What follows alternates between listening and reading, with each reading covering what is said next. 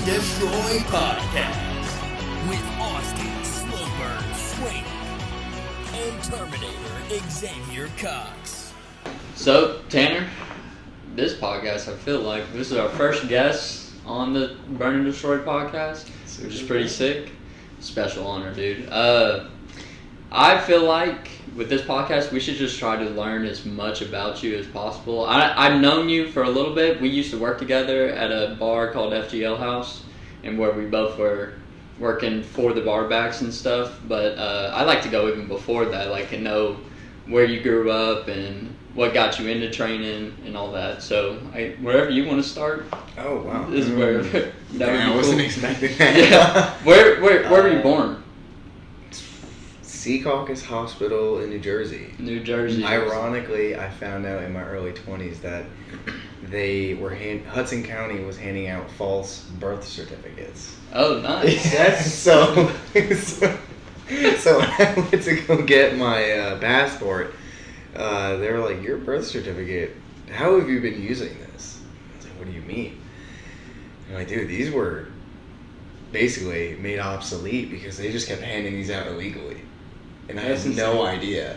Yeah, so I had to get a new one. So you're illegal? No, they just there was like some type of conspiracy to produce falsified documents from this specific county in New Jersey where I was born, which is, I think, irrelevant to the story of training, but it's just funny. No, you're good.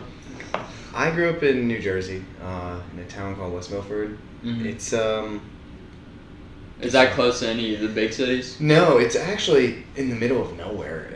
It's like 80 square miles of trees. Sounds about right. Yeah, really, very secluded. Really nothing going on. Nothing got me into training.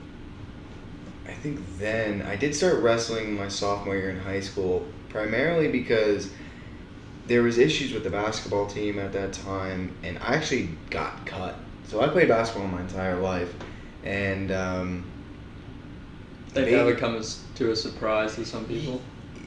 Yeah, and all of my friends wrestled. I know. Like, super small. Tanner's a basketball player. I know, and He's crossing people up before training. I tried, but no. I got into wrestling, and I fell in love with how hard it was, and I think what I've noticed now more so is that I'm kind of motivated by spite. So That's fair. Growing up in a town in which wrestling was life, and being 16 to 17 years late to that curve, I was kind of thrown into the deep end. Because everyone starts there super early. Like, Yeah. they're like coming out 4 years old. Yeah, and my neighbor I know at the time who I'd grown up with was phenomenal. Well,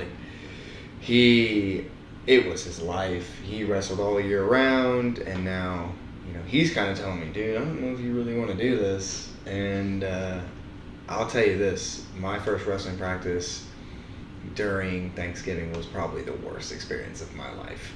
And all of my friends on the team I think they all kind of had a running pool. Yeah. When's he going to quit? Oh, yeah. I hate that feeling. And a lot of people quit, and I never did. And I'm going to tell you this right now, I was horrible. I feel like most people are. Dude, That's pretty common. Yeah. I still feel like I'm bad at wrestling, but then, dude, it was absolutely horrible. So, when you started wrestling, because you played basketball before you started wrestling, was there any of those wrestlers that just strictly hated basketball players because they thought they were all that, or was that no, the reason they hated you? because our wrestling team was so much better than our basketball team. Yeah. There was kind of this cool little fear tactic that the basketball team would employ, because we shared the gym, but the gym had this curtain that would come down. So the wrestling match would take up this section of the gym, so the visiting team would come in and they'd be forced to wait where we practiced. And essentially, they would just be watching us be run ragged, like damn near close to murder. And it used to freak them out. But there was never any animosity, I think, between any of the sports per se that you would see, on TV or anything like that. I think that we can all agree high school has always been a lot more lame. Right, than yeah, for sure. How it's portrayed. Yeah, I hated how some people were like, or some teachers would say, like, you're going to miss being in high school. And I'm like, the best moments of my life are going to be after I graduate. Like, going to college and seeing the world and stuff. I always found that was very interesting because they never left high school. Right, yeah. What are you talking about? You left for 3 or 4 years and now look at you. Right. Right back where you started. It's always interesting. And I'm not hating on teachers, it's just very interesting. Right. So you grew up in New Jersey, Mhm. and then, so what made you come to Tennessee? New Jersey taxes. Yeah. No, so I've been a musician my entire life, and there just wasn't opportunity in New Jersey, and I had seen I had put in a lot of effort to watch a lot of my efforts be just demolished by lack of commitment, lack of professionalism, lack of opportunity, and just kind of a one-dimensional music scene. So, and at the time my life was very stagnant. Right. So I just wanted to go. I just wanted to leave. I wanted to go and do something. My town is very similar to a vacuum. And What do you mean by that? so a lot of people were extremely industrious and utilized the networks they had made growing up to develop very affluent businesses. Mm-hmm. Or they just were comfortable there, because it is a nice, life if you're comfortable living in seclusion, and or if you just don't want to take a risk. Mm-hmm. But I didn't want that. I didn't want to be the statistic that died 50 miles within that radius of where you were born. Right. And I just wanted to live in a bunch of different places. Mm-hmm. And Did you live anywhere else besides Tennessee? No, I lived in a few different areas in New Jersey, and they're all the same. I actually did not anticipate being in Tennessee for longer than 3 or 4 years. And that, coming up on year 6, if not past now, I am just as surprised that I'm here, but it was JiuJitsu that kept me Kept here. you? Yeah. I had no intention to grow roots. I had no intention to do any of the things I'm doing, and I guess that just goes to show the surprise of life. Right. You just never know how it's gonna go, and so I moved down here to be a musician. I had like $200 to my name. I didn't even have a job lined up, and it was a nightmare at first, but I think I'm better off for it for sure. Right, for sure. You grow from adversity Yeah. every time. Who I was at 24 is a poor representation of maybe me on my worst day now. I couldn't even fathom being that person anymore because I've just outgrown them. Right. Yeah. And so when you started doing music, like, was it to sing, play guitar? Yeah, what first got you into, music, just in general? I have 2 older brothers, and there's a 4.5 and 6 year age gap between them and myself. So when you're in elementary school, they kind of just here's a recorder, here's a trumpet or clarinet. Mm-hmm. My brothers had gotten to that level before I had even been experienced really to an instrument, and prior to that, prior to even my knowledge, I can't recollect it, but my grandpa was in a blues band. So when they would watch me, my dad always said that I'd gravitate towards their practice in the garage. He was a filthy harmonica player. That sounds sick. Yeah, he was nuts. And for some reason, that musical gene skipped everyone else in my family, but landed in me. Mm-hmm. And so when I started playing my brother's instruments, I didn't know what I was doing, but it just was something I was drawn to. And then I started playing, brass instruments as I got older, and I loved it. Then I started playing guitar, started taking lessons, stopped playing lessons. And basically what had really changed in me was the first time I had written my own song. So How old were you? oh man, I think I was 11 or 12, and You still have that song with you? yeah, I could play it for sure. Play right now? No. Be the intro to the vibe. Yeah, right. Oh god, it's terrible. No, I never had an interest in learning other people's material. Mm-hmm. Although it is helpful if you want to test your skills and or get better by learning a more difficult song. Right. And it's also good for training your musical ear to a genre. But yeah, I moved down here for music, and I just wasn't expecting to find grappling again. Mm-hmm. That was never my intention. Right. And I also never thought that something could supplant music as far as like my passion goes. Mm-hmm. And So in music, what would you say are like your top 3 favorite instruments to play, like in that aspect? wow, Or you can just give me like, they don't have to be in like any specific order. Like if you have like top 3, top 5, or just so like a favorite okay, like top 3 favorite or top 3 that I like to play. that you like Okay. personally like to play. So my primary instrument is guitar. My secondary would be piano. And I do love playing the drums, but I am fucking awful at them. They're so hard. Drums are very difficult. I believe Probably it. one of the hardest instruments I've ever had to learn. It's the only instrument that didn't come naturally to me. Yeah, I bet it, because I feel like you got to play with your feet as well. Well, think you are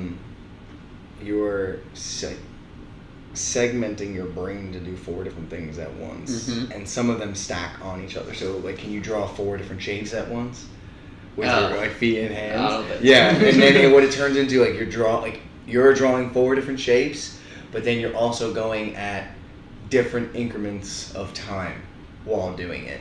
So, like, if you segment your right hand, and this is like 16th notes, like tapping really fast, Mhm. and these are 8th notes, Yeah. and then quarter notes, like, and then a half note, like it's, and then your hands are doing it's very difficult. Yeah, it sounds Yeah. different. It always looked, so I was in band in middle school, and it always looked intimidating. I played the trombone, Yeah. so I Okay. I feel like I took the easy way out, and just because I looked at some of the other instruments, I'm like, that just doesn't make sense. It may have just been because I got started, and that's the first and only thing I You also learned. have super long arms. Yeah, and So they saw you, and they're like, let's go. Yeah, I get it. Sit right there next to that guy. I got you. You sat They- next to the baritone, right? Yes, I did. I used to play baritone too. Did you? Trumpet, baritone, tuba. Oh yeah. Yeah, I How had long- Go ahead. I had there was a couple trumpets sitting in front of me. The baritone was like right next to me. There was like all of us lined up, and I was actually the smallest guy playing trombone, but I believe it. How long did you play trombone? I played for 2.5 years. I had a little problem with my band teacher. That's how. Just seemed to get in trouble a lot in her class, and like even when she came up to watch our class, this guy stole my phone, and I got yelled at for it. Like me and the teacher just didn't get along that well. Right. So Well, that's something we all 3 have in common. I was in band in middle school too. I played saxophone for 4 years. Dang. I played alto, and then for 8th and 9th grade, I played baritone, which is that huge Oh, yeah. saxophone. Yeah. That The was reed- almost as tall as me. The reeded instruments I could never.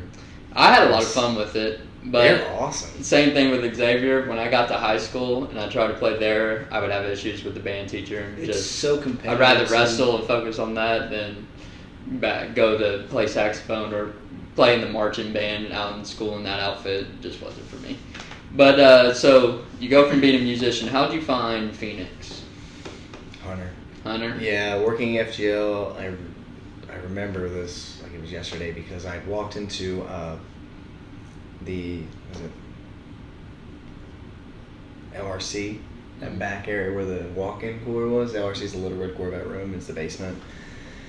And him and David were sitting in there, and I don't know how it came to be, but they had found out that I had wrestled, and Hunter was just like come to Phoenix, come to jiu-jitsu. I think he just really wanted to beat me up. And, that makes a lot of sense. Like, yeah, and I fell in love with it pretty quickly, and yeah. How would you say your first class went? I came to an open mat the first time. So that's probably the best one to go to. Yeah, and it was really interesting because we all rolled and I didn't know what was going on. And I was definitely surprised Hunter on the feet. With wrestling? Yeah, because he could not wrestle to save his life then, and it was great. It's just a little stiff. Yeah, and I also tried to ankle lock him. Okay. Yeah, and I fell back on an ankle lock, and I remember everybody in the room being like, "Dog, don't do that." And I was like, "All right, good." So, you've been training since 2019, I think? Yeah, 2019, yeah. So, 6 years. Yeah, and 6. I also know you do hair now, right? Yeah, so I just graduated my barbering and cosmetology school, and it's been awesome because of how I did it, but a nightmare schedule-wise. This year has been very difficult. Right. Yeah. So, I have a bunch of questions for you, but, like, one of them, I needed one more question, I felt like, so I asked ChatGPT, what would I ask a brown belt in jiu-jitsu who also does hair? And the question that came back, which I kind of liked, is, do you see any similarities between jiu-jitsu and doing hair? Oh, yeah. Actually, my mentor is a blue belt in jiu-jitsu. That's pretty sick. And his wife is also just trains as well. It's attached to a jiu-jitsu gym. And all of my clients are jiu-jiteros by trade. And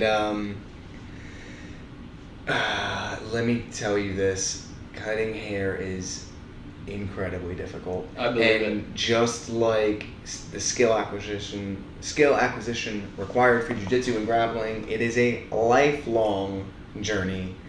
It does not come quickly. I bet. And all of the details are obscured 100% of the time. And oddly enough, the people who sit in your chair are just as resistant to getting a good haircut as you are when you are trying to choke somebody. Right. It's very funny how they'll come in with crazy ideas just like any other person.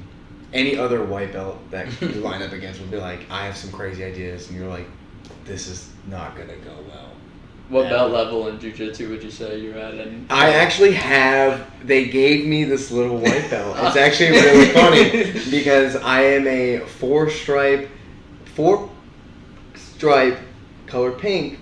Color pink. White belt, yeah, it's pink tape. That's so I'm a 4-stripe white belt. I told them, don't give me a blue belt because I'm quitting. Okay. So, yeah. So, you want to tell us where you cut hair at and, like, just around the area it is, so if anyone wants their haircut? Yeah, I cut at Artifact Collective. It's in Hendersonville. I also do color correction. I cut both women and men. Yeah, come on by. It's a good time. Heck yeah. So as a homosexual, no. Oh my god. So you've been doing jiu-jitsu for 6 years, right? 5.5. 5.5. Yeah.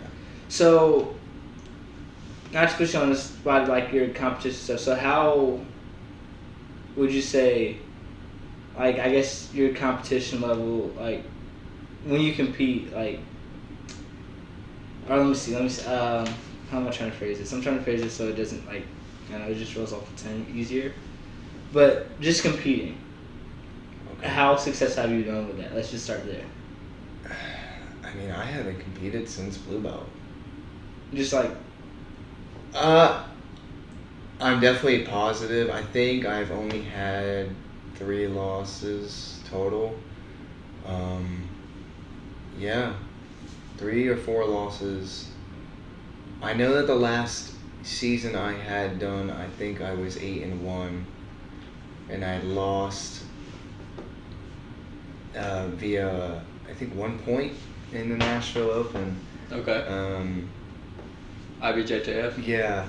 It was an interesting match. Not because it matters, just it's a clear indicator that a lot of promotions, their rule continuity is just never there. You know? Right. That's what I don't understand. The guy was tough. He ended up winning the division. But there were 3 or 4 moments in that match where even the sidelines are going nuts. Right. Like strangers are screaming at the refs because of what they're doing. That's what I like. People that are sitting up against a barricade will get into the matches. Dude, it wasn't just like Corey or Alex Hernandez. There was other black belt coaches were screaming. Like, this is absolutely absurd. But, you know, in that time, I didn't know any better. Right. I'm just dying. I'm so tired. I cut weight. I cut 14 pounds in 7 days to make weight because... What weight class? This was lightweight. No, this was featherweight. Yeah. So what is that? 154 in the gi, 154.7. Okay. Yeah, and the reason being is because I wasn't going to compete. 3 weeks earlier, I had a heart attack and I had damage to my nerves. So. Dang, I didn't know about that. Yeah, my arm was completely contractured during the entire tournament too. Do you want to talk about that? How that story happened?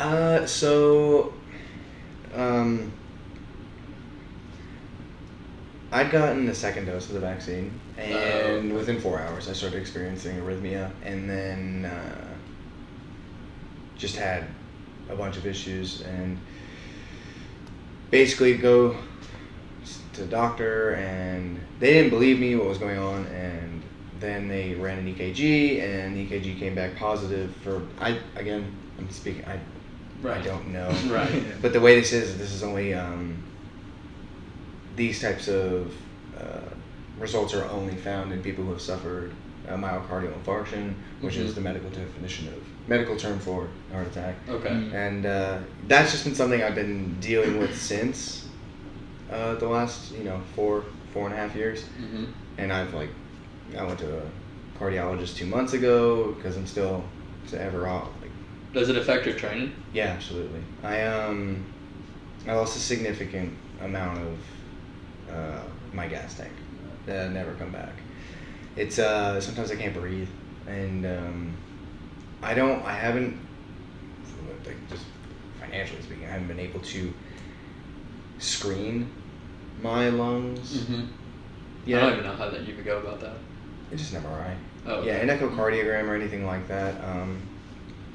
But yeah, it's just something I've been dealing with the last few years, and it's just funny because I know that you look at it and tech nerds will say the whoop strap was something that actually alerted to me first, and there you can actually see the data in which at that time I had a resting heart rate I think of 34 or 36 because which is pretty good. Yeah, this is insane. I was competing every weekend, and I remember just that moment, and ever since then I haven't really been able to get under 44, 42. Mm-hmm. And my respiratory rate has never been the same. Did you get the vaccine by choice, or did you have to get it for a job or something? So the writing was on the, if everybody could just kind of take a trip down memory lane, the writing was on the wall where they were telling every business of more than 100 employees they have to get vaccinated and whatnot, and my job at the time wasn't really forcing anybody. They were incentivizing it via hey, we'll give you a certain amount of money, blah blah blah, just do it. And at the time there was travel restrictions, you just needed to show ID. It was insanity. And I remember going through that process. Yeah, and I truthfully, how could I have known any better?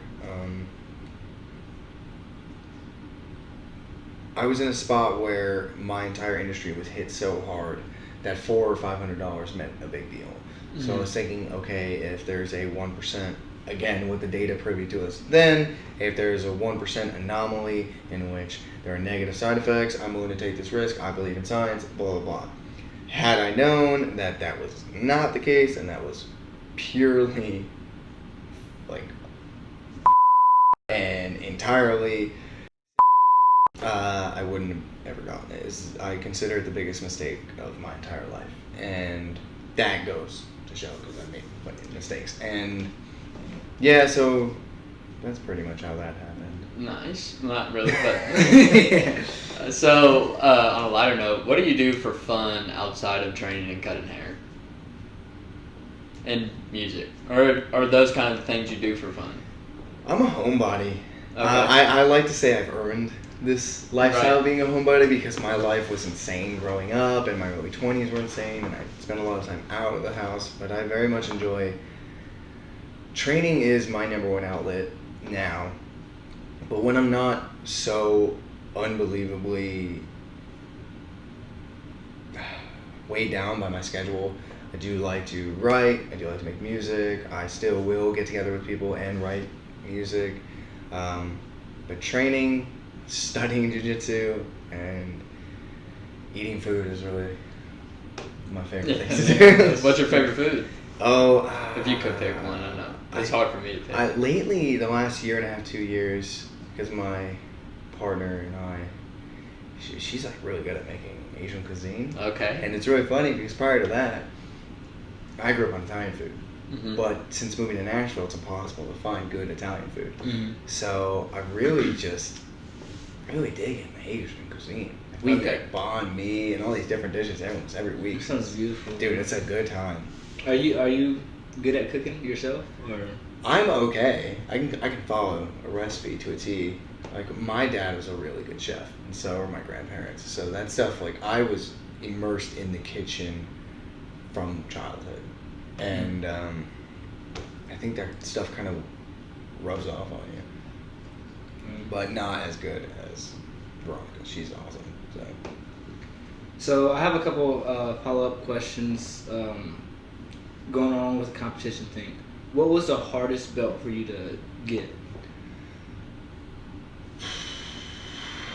Man, That's a good one.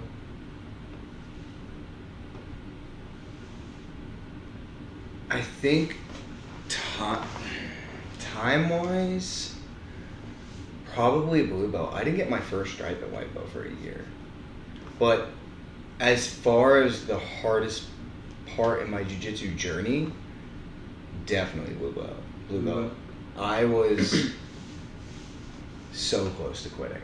Mm-hmm. And it's mostly because you forget that jiu-jitsu is a lifelong thing, and life doesn't get easier. You just culminate more things as you go on. That was literally my next question. So when you get to blue belt, the stressors of jiu-jitsu don't reduce, they expand because your knowledge expands. So the further the scope of your knowledge, the more information you're now privy to, it's going to stress you out more. So the more you understand about the sport, the more you get stressed out that there are so many things you don't understand. Right. And yeah, especially that time of my life was immensely stressful, you know. So Yeah, that was literally the next question. Was Yeah. like, did you ever want to quit on your just road to yeah, jiu-jitsu? but what's crazy is all the times that I wanted to quit, they're significantly outweighed by all the times I had refused to choose anything else besides jiu-jitsu. Right. If you'd made a joke like, oh, we started pretty much at the same time and he's a brown belt.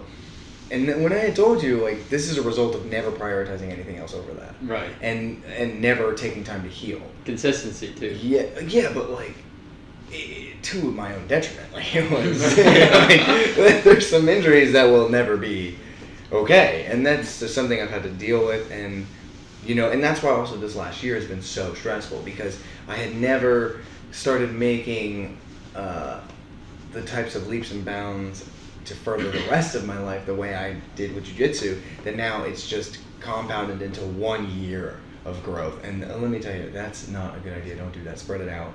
Like, make some headway as you go. Don't do this. It's terrible. Do you have a favorite jiu-jitsu artist or fighter? Oh, man. If you had to pick one.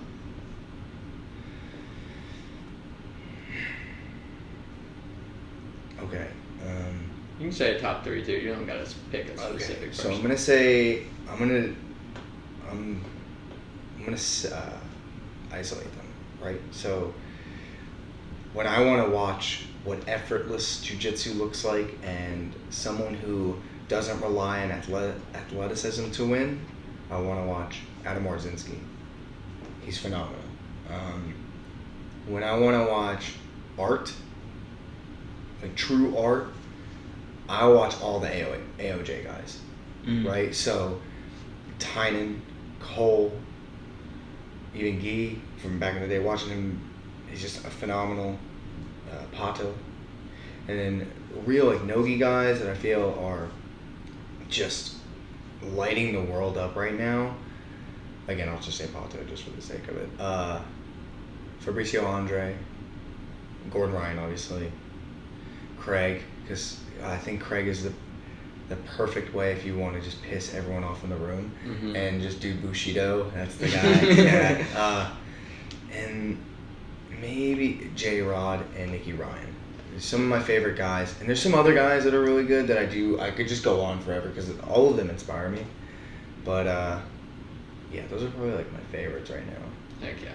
So in your time of training, one, have you like ever like burnt out or plateaued? I feel like everyone's like plateaued. Have you ever like burnt out hard to where you want to quit? And if you do, how'd you deal with that?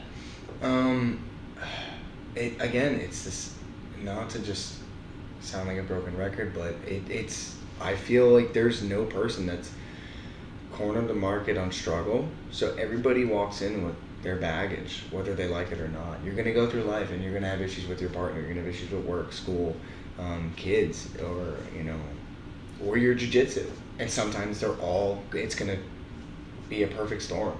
The way you combat that, the way you don't let that voice overpower your passion or your will to go on, is you just show up. It's no longer a thing that you do when you feel like it. It's a thing you do. Because a big part of combat sports is, truthfully, it's who you are. You like as soon as you get so into it, you no longer identify as anything other than a grappler, a fighter, a whatever, judoka. This is who you are. Right. And that's the weird thing, because even though I played a bunch of different organized sports growing up, I never really identified as any of those things. I played those things. But when you do this, because it's the same thing, you have the pride to know that you put in the hard work, but the wisdom to know you didn't get there by yourself. And so much of it is self-reliance and self-resilience, but at the end of the day, you just want to be on the mat. And if you're more focused about the result, which a lot of people are, or the accolades, you just don't typically last, or you have an unhealthy view of it. So because to me, like, I'm so passionate, this is why I don't need to compete. This is why I disagree that competing is the end all be all when it comes to skill acquisition. This is something, this is expression, this is an ever-long battle of gathering the tools to succeed. And to me, if you're showing up just because being on the mat makes you like feel alive, or gives you purpose, or it's your time away from everything else, that's a better way to look at it. Because you can lose your passion, you can lose your motivation, but if you have a set schedule, you're like, I show up on Monday afternoons, Tuesday nights, whatever, you show up. And that's just what it is. Because you don't skip work.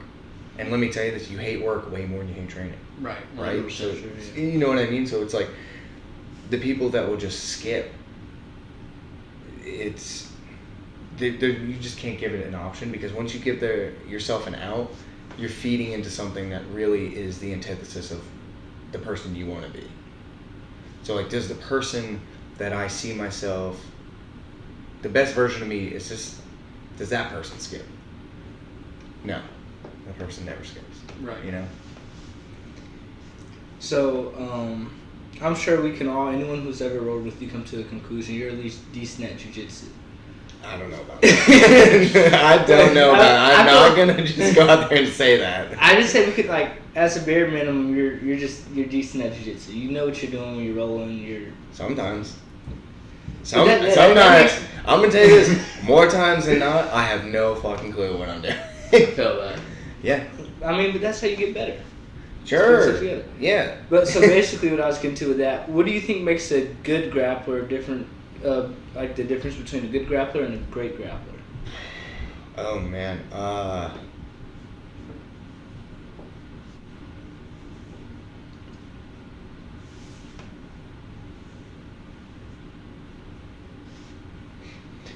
Dedication, because without it, you just don't have the type of inertia, kinetic force to go forward. You need to be introspective. You have to. Some people are just not. They're unwilling to let their ego go, so it protects them. You need to just be incredibly critical. I talk a lot of shit to people, and I know that, and I joke around. I know the caricature, whatever I am in the gym. It's not who I am, but it is the person I am in the gym because it's like the jester, the jester's privilege. Because of that, because I can do that, it's because I will never say anything half as critical than I'm saying internally. I'm very hard on myself in my performance, but you need to be absolutely and above all else accountable. If you can't keep yourself accountable, and that is both showing up, committing to the goal of the day, and being entirely okay with getting smashed. There are times where I'm having the worst day on the mat because I'm trying to learn something against people I have no business trying these moves out on that are just going to kill me, and you just have to go through it. So the next question is, do you roll with white belts as you would a black belt? I guess this is more like a character question for you. No. I feel like when I roll with white and blue belts, it's the same way I roll with the kids. I don't expect them to buy into the orthodoxy that is the sport. So because they're going to be unpredictable. So because they don't know the orthodoxy that well of like this is what you're supposed to do, you kind of just get to see a rabid dog. You kind of what are you doing? And so the pacing is higher, the effort output is higher because they're just trying to smash, and you kind of just have to relax. And I spend most of my like processing ability protecting both of us in the round. Yeah. So I don't mind being put in bad positions, but it's like I'm watching your knees, I'm watching your ankles, I'm watching if you're posting your arms, are you going to break your wrist? A lot of it is more so just, and then because I've been coaching for so long now, I love kind of like subtly showing someone I'm rolling with, hey, like, do you see what I'm doing? Right. And giving them the opportunity to do something, because if my goal is to just win, I'm not going to get better. But if my goal is to go, hey, do you see this Kimura I'm giving you? All right, now I can work because you're in danger. But when I roll with upper belts, I actually have an easier time because there's a better understanding of the sport, and they're going to move in a predictable way. Unless they just whip some crazy stuff out that you haven't seen yet, because the depth of the moves are so vast. I feel like when I go with white belt, it's a lot about like injury prevention on both ends. Not just trying to protect myself, I'm trying to protect them from hurting their own selves. It's the same way with the kids, and they'll throw themselves at you recklessly. I know you can attest. Yeah, for sure. I mean, on a weekly basis, I'm fighting against like 30 children at once sometimes. And they're kicking me, kneeing me, punching me, they don't care. Jumping on my back, 4 people jumping on my knees, pulling me in different directions. And it's the same thing. Yeah, I see that, and then I see his eyes. He just loves being the kid. Yeah, don't get me wrong. They get to take me down. I don't care. But it's a good time. Heck yeah. What would you say is your most memorable, like, just in jiu-jitsu, like, what's some, like, I guess, most memorable thing?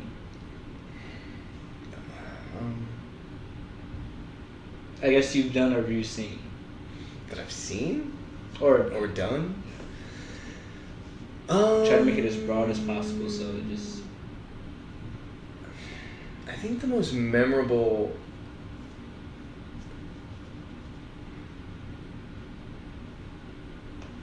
It can be good and bad. For sure. You ever got embarrassed real bad? At the All gym? I get embarrassed all the time because I'm willing to be dumb. So Right. like, my most memorable would be probably my blue belt test because it was fucking horrible. I hadn't drank in over like a year, and I drank profusely the night before. So much, I couldn't even come to lunch class that day. I was like, dude, I'm never drinking again. And it's true, I think I drank once since, and it was last March. Dude, and like Corey's demoing a move, and he goes, but we're not gonna do it because we got a blue belt test. And then he's like, Tanner, get to the center. And I was like, dude. I looked at him with this like, and I think he kind of knew something was up. Yeah. But it was one of the worst experiences I have had because it was 15 minutes of hell. I was sweating tequila. Oh, I bet. smelled the tequila. I bet. And it made it all the worse. I didn't get my guard passed for 7 minutes. It was Zach who passed my guard. And Zach's an animal. So I was just like, dude, I don't even want to do this. That was terrible. And I remember threatening everybody in the room after that. If you think you're going to come after me, I'm coming after you now. Right, yeah. But that was just bullshit. I was just so tired. I was like, Right. let me get them scared before they beat me up. So, next question.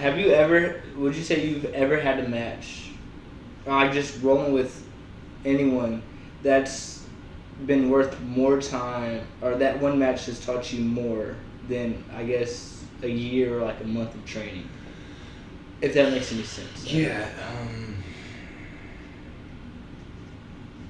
When I can, a few times this has happened. The first time I ever did an MMA round with Corey, that was horrible.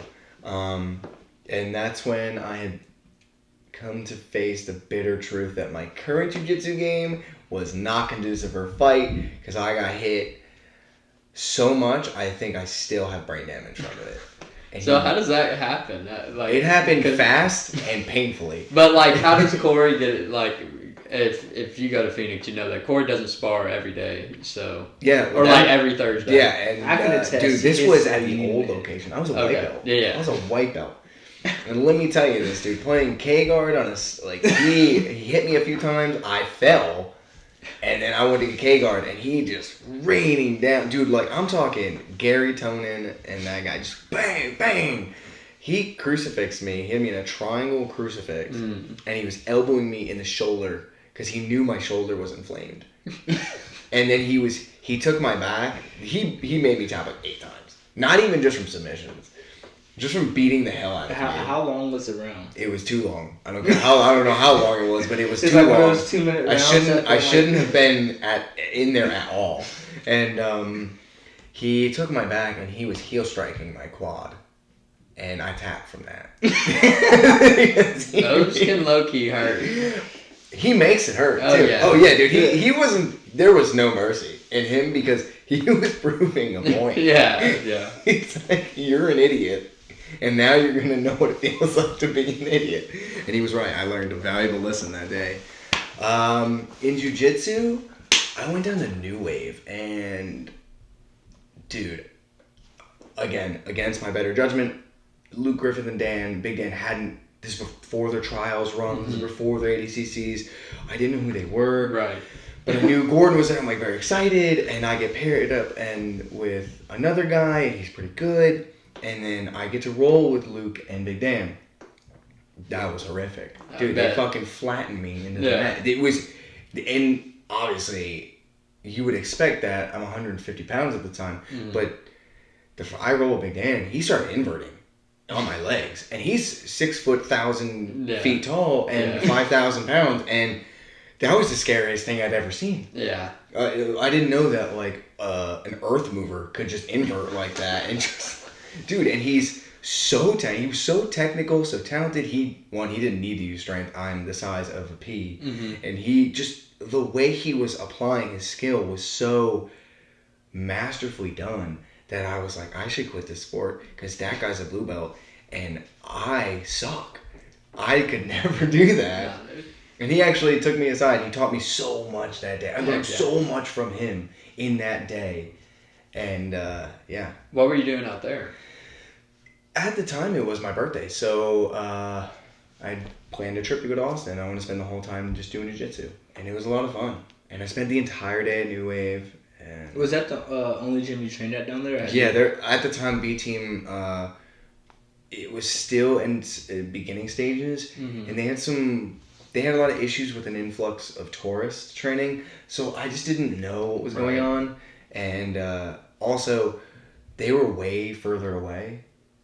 And I didn't have a car at the time, and Ubers were absurdly expensive. Right. Yeah. So,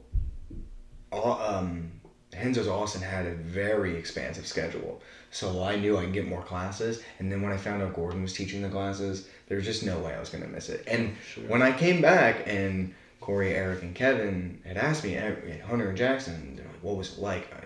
I couldn't give it its true justice, but I said, this is the closest thing to going to an Ivy League college for jiu-jitsu.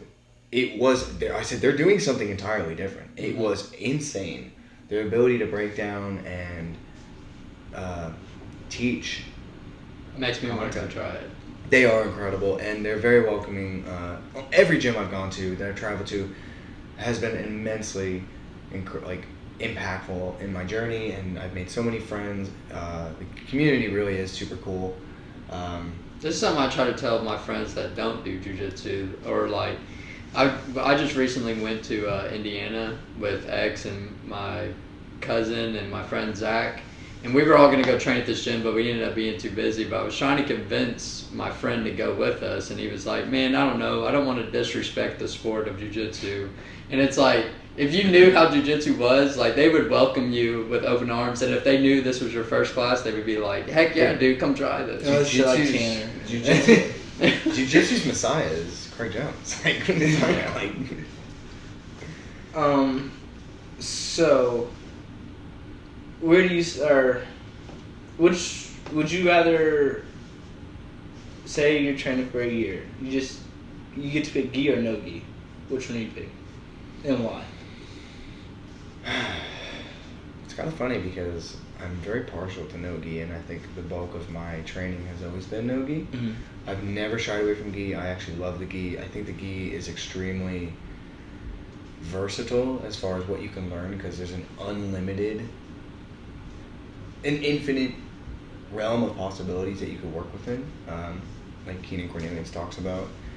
Where I'm at right now, because I'm in such a gi recession in my life, I probably for the next year, if I could, because I have some content that I'm going over, like Adam Orzinski's stuff, like I have this instructional I'm going over. I would very much love to get into the gi a lot more frequently, but I love no gi. Partly because a lot of my Bushido is tailored to no gi. I do a lot of dumb stuff, so can't really do that in the gi sometimes. So. What plans or goals do you have for the next, like, let's say 5 years in jiu-jitsu? I plan to get my black belt within a year and a half, 2 years. I wanted to have a 7-year track because Corey told me 10, and I said no. Right. I think I just like naturally whatever. Out of spite. Yeah, out of spite. I'm heavily motivated by spite. And when Corey and Eric and Kevin were like, "Yeah, man, it should take you 10 years," it's like, no, it's gonna take me 7, and they laughed in my face, which they do all the time. Partly because I say a lot of weird and crazy things, but I don't think Dude, they've seen so much of the revolving door of people. I'm gonna do this and this. Right. How many have been there since we started? True. Not But very yeah, many. it's very sparse now. Yeah, I'm trying to think of people. We got Hunter's been there, David's been there.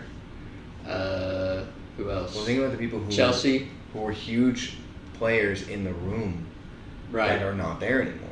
Yeah. So it's, everyone who was a blue belt then is yeah. Like what we're looking for now. Think of especially because you started a new job at one point, so you were at different times, and then did you get injured? No. Well, There's been a whole bunch of Yeah, I know delays in you're my like, training. yeah, you're like moving around. I get and stuff. car issues. Yeah. Moving issues, job issues, but Yeah. that's life. Yeah, and so being, like, I was always in the room, you know, train like twice a day, sometimes 3 times a day if I would go somewhere else. I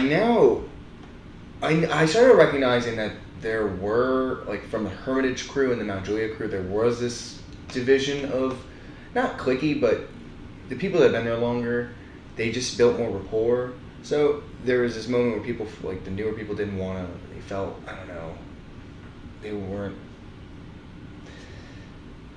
because they hadn't been doing it long enough. Yeah. And now it's like all of the people I came up with are not there, almost all of them, and that's not a problem, Right. because I fell in love with the sport, not the like. The people in the sport. Yeah, just the people who were in the sport made it better. They always make it better. It's very rare that they make it bad because you get to beat them up, so that makes it better. Yeah, so if they make it bad, you beat them up, that makes it better.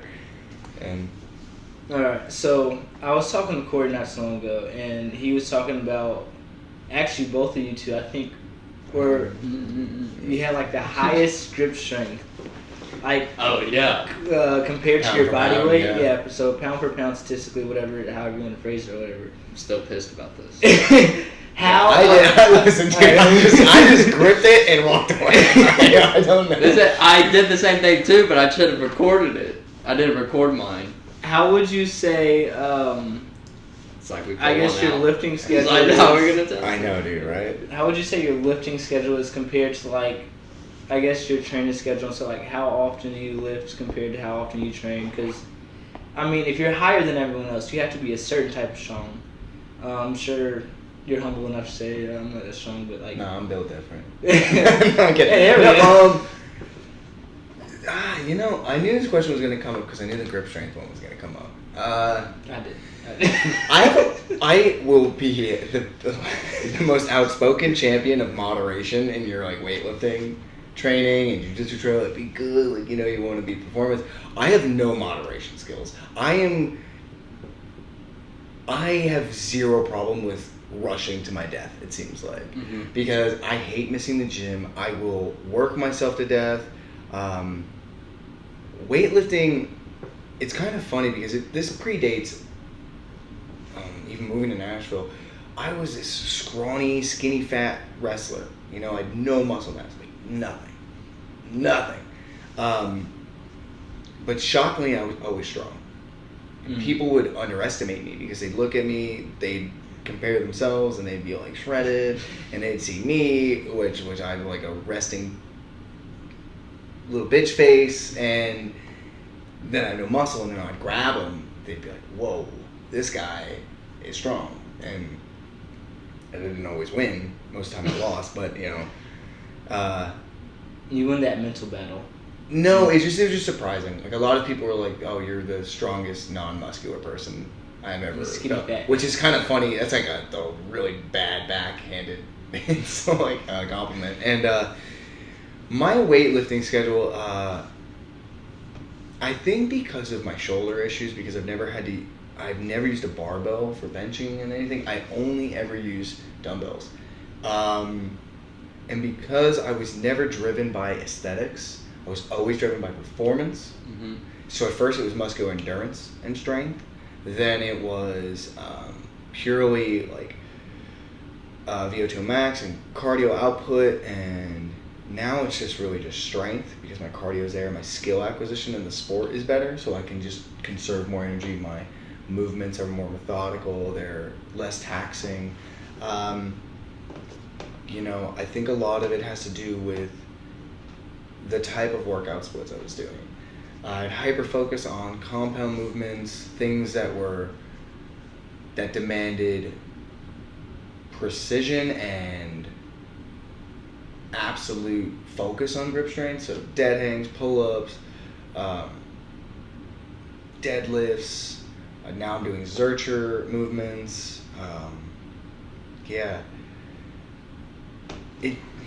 I don't know how the grip strength really came to be, because I don't think it translates in the way that you would expect it to, because I see people who lift significantly more weight than me and have significantly less grip strength via the machine. I don't understand. I don't know if it's maybe like hand shape or tendon strength or, again, but all I know is that apparently it's pretty strong. I don't know. I don't know if it's like, I always made a joke, like, if you have enough self-loathing, you know, and self-hatred, you can squeeze as hard as you can, but I don't know. What's something you'd say you wish every white belt knew, and or you wish you knew when you started jiu-jitsu? Man, patience, dude. Patience. And stop subscribing that like you're just genetically inferior, because you just have to get over that. The sport is quite literally conducive for smaller people to best larger, stronger, faster opponents if you pay attention. The other thing is to take it easy on yourself. Like when you're, don't get caught up in the intricacies of the sport, but segment everything. Everything you're doing needs to be segmented, and you need to boil it down to heuristics of what is giving me the issue. Address that. Is it the upper body? Upper body. Is it the lower body? And then react accordingly to that. Split it in half. Because if you're worrying about everything else, the overall broader picture, you lose every time. If you're trying to do too flashy responses, just to segment the body, what's giving you the issue, address that issue. That's it. What's the weirdest or funniest thing that's happened to you on the mat? Oh man, I do a lot of things. I think really like the hidden skill that I have that's come to me in the last few years is really knowing when my opponent breaks and really knowing when they're tired. I don't know when that happened, but like today, I was like, "Oh, Janae, you're getting tired." He goes, "No, I'm not. I'm just resting." I said, "No, Janae, I can feel it in your hips." And he goes, "How do you know this?" And it's just weird. It's just something that's come to me lately. The last like 3 years. I don't know. I think it's because of coaching. I think that's really what it came from. I don't know. Or I'm crazy. I don't know. Well, as a wrestler, that's honestly, well, I guess not how I used to wrestle, because like my wrestling has changed from my junior year to my senior year, from my senior year to now. My junior year, I'd always try to wrestle to win. My senior year, I just try to do cool, flashy stuff, but still to win. And now it's like trying to break someone every second I get, just trying to dominate the whole match. Which I wish I started off like doing that way, but like breaking someone always feels like the absolute best. It would have been nice if you tried to win your senior year too, but you know. I was hurt my whole senior year, shoulder, back problems. Yeah.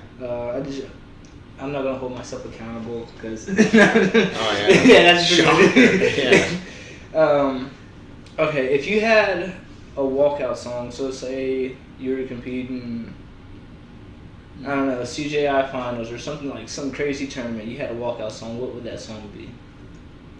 Dang, one of my questions was also going to be like, could we ever get you to do a kickboxing or MMA fight? Dude, everybody wants to do that. I have no. Just one. Just one. Dude. One off. You have to keep this in mind. The people that want to do an MMA fight, they want to be there. And every time I've heard them talk to me about their experience, they're like, dude, I was shaking walking in the cage. Yeah. And then when the door closes, I was more afraid than in my entire life than ever.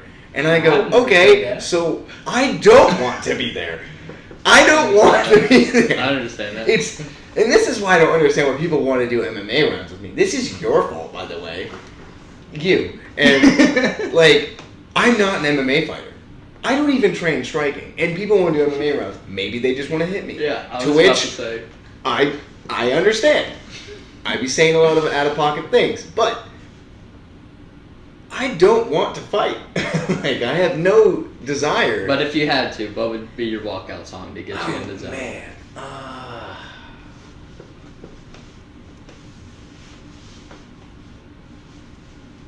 Dude, I don't know. Probably something to get in my opponent's head. Some Like, screamo stuff? Why Can't We Be Friends, by the way. That song, or I might have to steal your idea. that song, or something overtly sexual by a female pop star. Okay. Just to really drive home, like, oh, my opponent would be like, I'm fighting a psychopath. Right, yeah. And I'll blow a kiss to him. He'd be very, very, very disturbed, and I'd be very scared the entire I think time. the team would be disturbed too. No, I don't This think guy's they got to would. come back. I to know, us. they'd be like, this tracks. This is very on par with his behavior. So, speaking of fighting, me and you have been fans of this guy that I'm about to talk about. Let's go. And he's getting a title shot coming up May 10th. Jack Della Maddalena versus Bilal Muhammad. Me and you, ever since we saw him on the Contender Series, that at the time, Usman was the champ.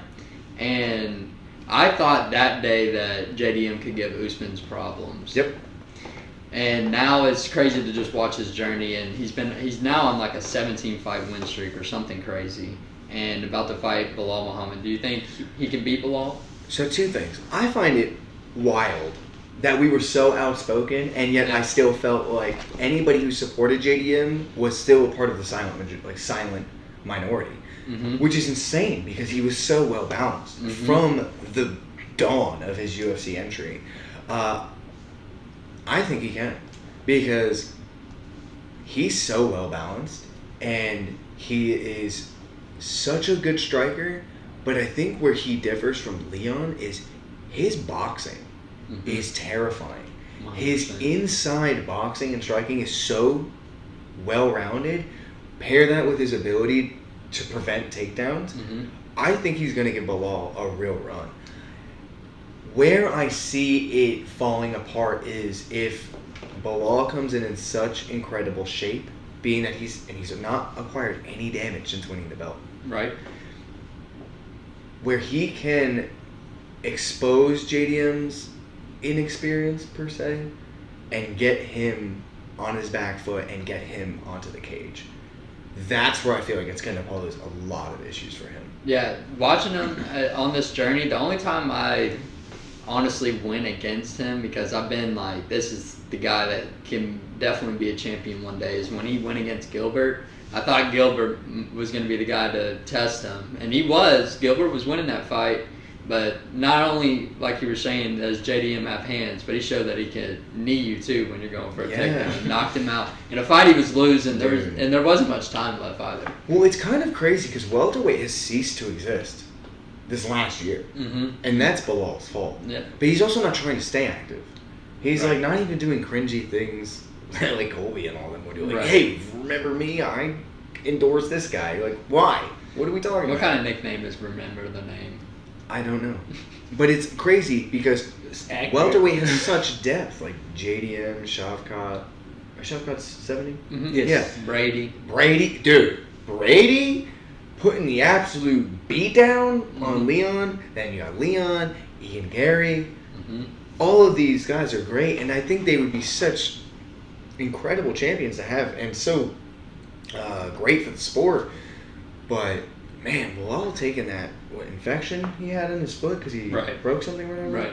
He was supposed to fight Shavkat. Yeah. So man, it really stunted the division, and that division was steamrolling. Because think about it, we couldn't go a day without seeing the Leon Edwards highlight. Like, Leon, you got to Right. Yeah. And throws the kick. Welterweight was going nuts, and then you're seeing the rise of Gary, JDM, Shavkat, and now Sean Brady, the dark horse. Like, what the hell? And he's man, I'm excited. I hope JDM wins just because I like JDM. But I hope if he loses, that he bounces back because there's so many good fights. I want to see him fight Ian Gary. I want to see him fight Shavkat. I want to see him fight Leon. Right? That would be a good fight. Yeah, that's it. And I want to see Shavkat get a championship title fight. I think he deserves the title fight more than anyone right now. Shavkat? Yeah. I think Bilal beats him. Really? I think Bilal sucks. I don't think anybody sucks at that level. But comparatively, there are people that do suck to their At least as a counterparts. You know, every Right. job has a weak link, and you can point out in every top 10 in every division. Like, I mean, he's not bad. He knows how to win, but dude, when he was training with the Dagestanis, that one fight, when he said different, everything, that was the best he ever looked. I felt, in my opinion. 100%. Who was he fighting? Who, Shafkat? No, Bilal, when he trained with Khabib and them. It was before the championship fight. He dominated. Sean Brady. Was it Sean Brady? Yeah, he took Sean Brady's undefeated record before he got the belt. Maybe it was him. I think that's who it was, honestly. And it was in Abu Dhabi they fought, I think. Yeah. Okay, I think yeah. Okay. so, all right. I know you just said like you went on your MMA spiel about not being a fighter or striker or anything like that. If you think you could, not even say beat anybody, but like give anyone a run for their money in the UFC, who would that be? And also, if you can ever, like, you had to fight, or you never wanted to fight this guy, step in the same room as him and like him be mad at you for something and try to fight you, who would that be as well? Dude, are you out of your fucking mind? I'm not fighting anyone in the UFC. What the fuck are you talking about? See, You don't think you can give like anyone a run for their money? See, I think in a grappling match, yes. Well, yeah. In an MMA fight, no. That's- What are you talking CM about? Punk. Think you can take I'm not calling anybody out. Right. Like, dude, I have fucking responsibility. All right, so grapple wise, who would you want to grapple with in the UFC? Everyone. That would be so much fun. I don't give a fuck who it is. Yeah, that'd be sick. Dude, I would love, dude, I'd love to grapple Outlet. with Mighty Mouse. Dude, that would be so much fun. Dude, that'd be awesome. I would, dude, any of the Dagestanis, any of them, just to see what that's like. John Jones, I don't care who it is, because I get to take away all of those nuggets of knowledge. I don't care if I win or not. So now, say somebody was wanting to fight you or whatever. Who's one person you would never like just ever want to go across? The entire UFC roster. What are you talking about? Like, are we just talking about the UFC? Yes. Or is there anyone that, or I guess Anyone can that would pick. scare me more than anyone else? yes.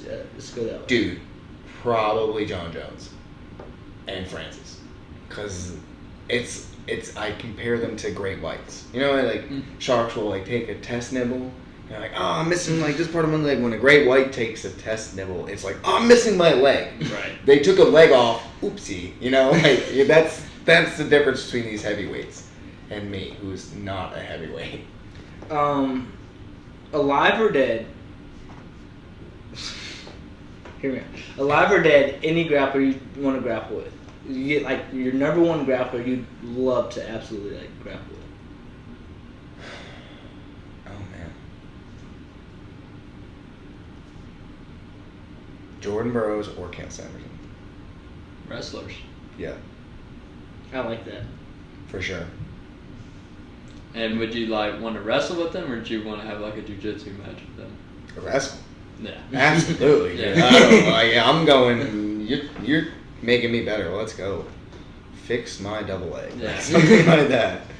Show That'd be me sick. the mastery of hand fighting. Some of their grip exchanges are so incredible. It would be sick just to sit in on one of their practices Yeah. and just watch how they work. That's the one thing. That's why I do regret not competing or maybe having a following and being like a traveling jiu-jitsu or whatever, grappler. Because I'd love to have the pull in which I can get invited to these rooms. And it kind of gets like really fun as the community's like, oh, let's see Tanner grapple, Right. blah, blah, blah. Yeah. It's like all of a sudden I'm wrestling someone from Penn State or Right. whatever. I wrestled a third string from Iowa. See, like, Yeah, we understand that would be cool, but at the same time, I just love traveling and training anyway. Right. So, and I really don't want any type of like presence on social media and stuff. So. What do you think about the current state of jiu-jitsu? I think it's in a really weird place because we've now entered the realm of the next trend, and that is like wrestle heavy wrestle-oriented jiu-jitsu, like stand-up fighting and crapping on the guard, and now we Yeah. transcended past the leg locks because now everyone had to learn leg lock defense. You're seeing the leg locks kind of be not abandoned, but more so not as Put in the back seat. not in the back seat, but not as dangerous as they used to be. Not as effective. Yes, the efficacy has gone down because everyone is wise to it, and the sport's gotten better. I think it's the best it's ever been. I don't like the gamifying of the tournament rules. I think my biggest annoyance is that I don't think there's any rule set that's perfect yet. I don't even like how I love CJI and how they did it and like the format and how they put on the show, but I think 15 minutes is too long. So 3 if- 5-minute rounds. Did makes you watch the perfect Cade sense. Rotolo And tactic yeah, in the end yes. match? It's That incredible. fight or that match. Did you wish awesome. that was shorter?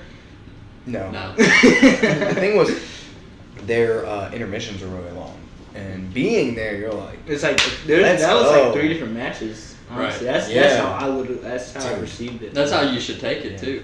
Even in like a fight, Corey St. Hagen talks about is he's noticed that this is more like having in a championship fight. It's more like having 5 different fights rather than it's just one fight as a whole. yeah, Because you're trying to win those. Each round is a different scenario. yeah, especially because of the onboard adjustments. Mhm. When you have a really good coaching corner, Oh, you know, yeah. we're seeing that in grappling now via the CJI.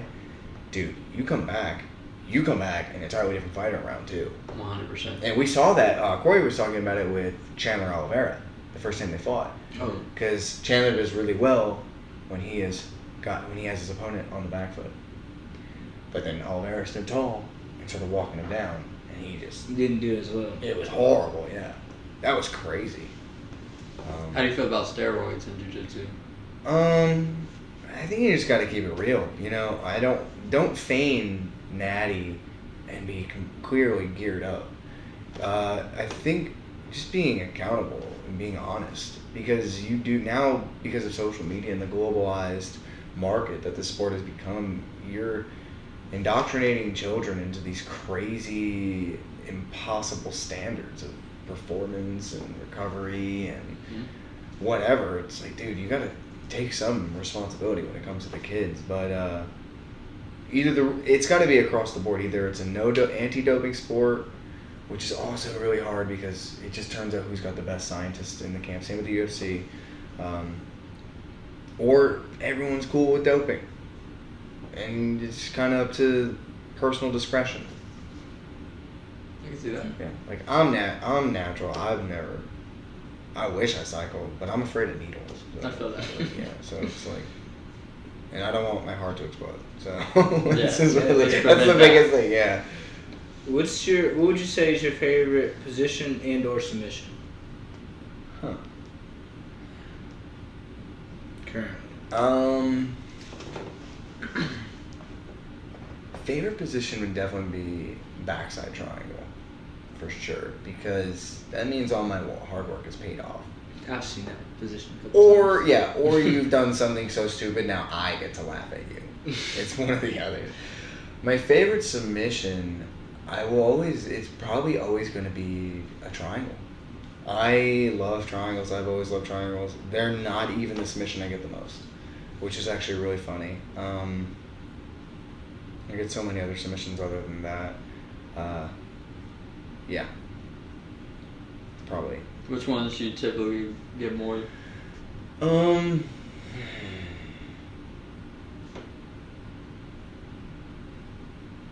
Probably. Pain submissions. Neon belly. Mother's milk. I actually don't get mother's milk as much as I'd like to. I don't try it. I don't want to. What's that daddy's cradle you're talking about? Yeah, that's my move. That's a very horrible move. I should not have found that move because I shouldn't be trusted with that. It's a horrible move, It's fun to watch. and I don't feel bad anytime I put it Could on. you describe it? Yeah. Oh yeah. Absolutely. Some So- secret sauce. You get to high mount. Okay. You force them to bridge to one side to get their elbows down, but because your legs are in the way, their elbows can't go past your thigh. So when they're on let's just say they bridge this way, they've turned onto their left side, their arms are right here. You gift wrap the top side arm. You pull their head up this way, pull the elbow up high, sit to like almost like a technical mount, but then what you do is you cradle the near side leg, it's their top side leg, and then you put your shin inside this, so say if they're gift wrap here, right here, and then you cradle them that way. And like in a knee on belly? A bunch of things. And Okay. it's got a different response for everybody. Okay. Sometimes it's a choke and they'll go unconscious. Sometimes it's a please don't break my whole body. Okay. And yeah, it's a good time. We call it, or you call it, Daddy's cradle. Daddy's Cradle. Yes, because I have to do an instructional on that. I don't think the world needs that one, dude. Because I don't want anybody to do it to me. So that's really what it is. I'm gonna go home. I'm gonna watch this over and over again. I'm gonna study it, just like find this bit, and I'm gonna try it. Okay. Do you think it would be illegal in some matches? Or is it legal? No. Not an expert division. No. Okay, sick. Or in a professional MMA fight? No, I think in a lot of... I don't think there's any rules that would ban it. Personally. That'd be Because sick. it's a cradle. Right. But it's just painful. And it's a really nasty cradle. Yeah. That one's Everyone who looks at me after I step in with it, they I can see the like a -4 in the friendship column for sure. Like it appears like an RPG where it's just like -4 because Yeah. they look at you. Yeah, they don't look at you like I don't know if I want to be friends with this dude. Yeah, that one's. I've seen them. What was it last week? You did it to somebody in one of the morning classes or whatever. It was. I do it all. I don't even care. Well, I'm pretty much out of questions. Do you got anything else? No, I believe that's it.